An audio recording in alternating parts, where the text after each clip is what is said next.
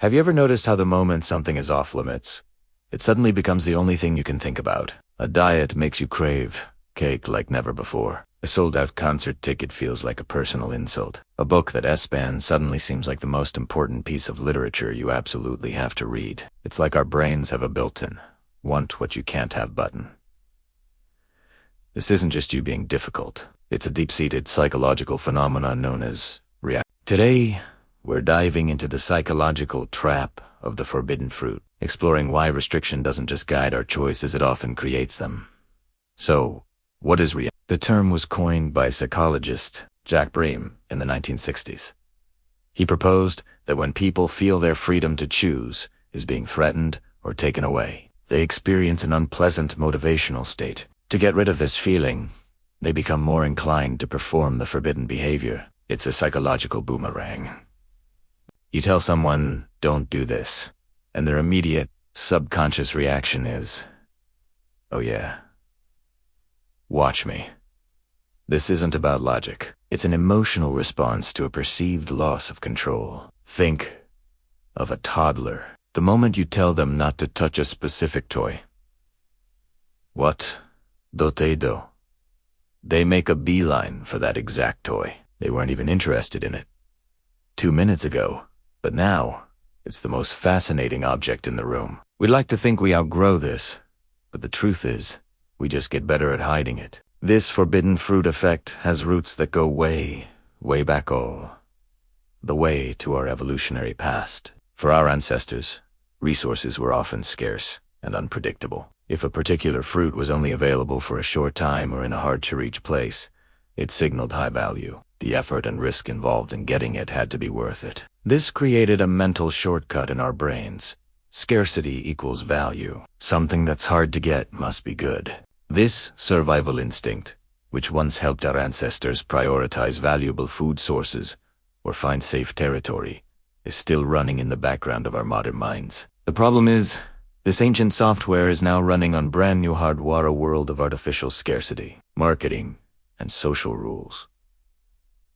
Our brains haven't quite caught up. They still equate restriction with high value, even when the restriction is completely arbitrary. Let's look at how this plays out in modern life. Think about the world of dating. The person who seems aloof, busy, or hard to get often becomes incredibly attractive. Their unavailability acts as a signal of high social value. Our brain's ancient wiring kicks in, telling us this person must be a great catch because they aren't easily available. We start to invest more time and energy into winning them over, ignoring perfectly wonderful people who are readily available. The chase itself becomes the source of excitement, and the desire is fueled by the challenge, not necessarily by the inherent qualities of the person. This is a goldmine for marketers, and they know exactly how to exploit it. Have you ever seen phrases like limited edition, exclusive offer, or only 3 left in stock? That's not just information. It's a carefully crafted trigger for our reactance and scarcity bias. When a new sneaker drops in limited quantities,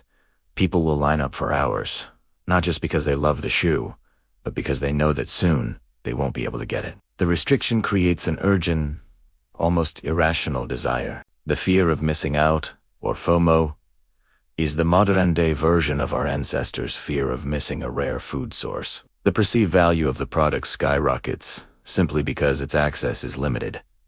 We're not just buying a product, we're buying a victory over scarcity.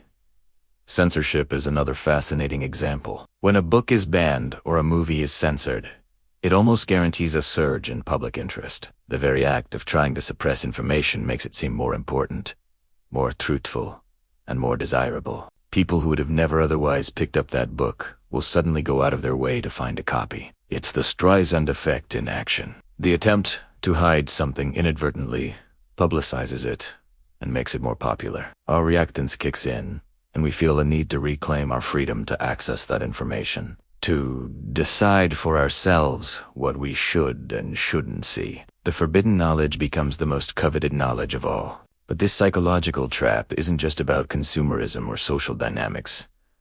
It deeply affects our personal goals and habits. Think about trying to stick to a new routine. The moment you tell yourself, "I am absolutely not allowed to eat sugar," what happens? Suddenly, every cookie, every piece of candy, Every sweet treat becomes a siren call. The restriction amplifies the craving. The internal rule creates a battleground in your mind. This is why many strict, all-or-nothing diets fail. They trigger our reactance, making us feel deprived and controlled. Eventually, we rebel against our own rules, often leading to a cycle of restriction and binging. We're fighting against a fundamental part of our own psychology. So, how do we escape this trap? How do we stop chasing the locked door and start appreciating the abundance right in front of us? The first step is awareness. Simply understanding the principle of reactance can give you a massive advantage. When you feel that intense pull towards something that's off, pause and ask yourself, do I want this because I genuinely value it? Or do I want it because I'm being told I can't have it? Is this desire coming from a place of authentic preference? Or is it my brain's ancient wiring reacting to a perceived threat to my freedom? This moment of reflection can be enough to break the spell. You can separate the object's true value from the artificial value created by its scarcity. The second strategy is to reframe the situation. Instead of focusing on what you can't have, focus on what you can. Instead of saying, I can't eat junk food, try saying, I am choosing to eat healthy, vibrant foods that make me feel good.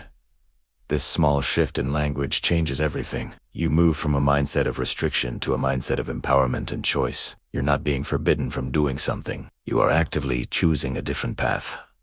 This approach works with your psychology, not against it. You're giving yourself freedom and autonomy, which satisfies that deep-seated need for control and short-circuits the reactance response. This also applies to how we interact with others. If you want to encourage someone to do something, ultimatums and strict rules are often the worst approach. Instead of saying, you have to do this, try explaining the benefits and giving them options. Empower them to make their own choice. This is especially true for parents and children. Giving kids limited, acceptable choices, like, do you want to wear the red shirt or the blue shirt, gives them a sense of control and makes them far more cooperative than just telling them what to wear. You're guiding them while respecting their need for autonomy. At the end of the day, the forbidden fruit effect is a powerful reminder that we are complex creatures, driven by ancient instincts that don't always serve us in the modern world. Our desire is not always a reliable compass pointing toward what's truly best for us. Sometimes, it's just a knee-jerk reaction to a closed door. By understanding this neural glitch, we can learn to pause, question our desires, and make more conscious, empowered choices. We can learn to find value in abundance, not just in scarcity. We can free ourselves from the psychological cage where desire only ignites when access is denied. The real freedom isn't in breaking the rules. It's in choosing which rules are worth following in the first place. Thank you so much for watching. What's something you found yourself wanting only after it became off limits? Share your stories in the comments below. I'd love to read them. And if you enjoyed this deep dive into human psychology, don't forget to like and subscribe for more content. See you next time.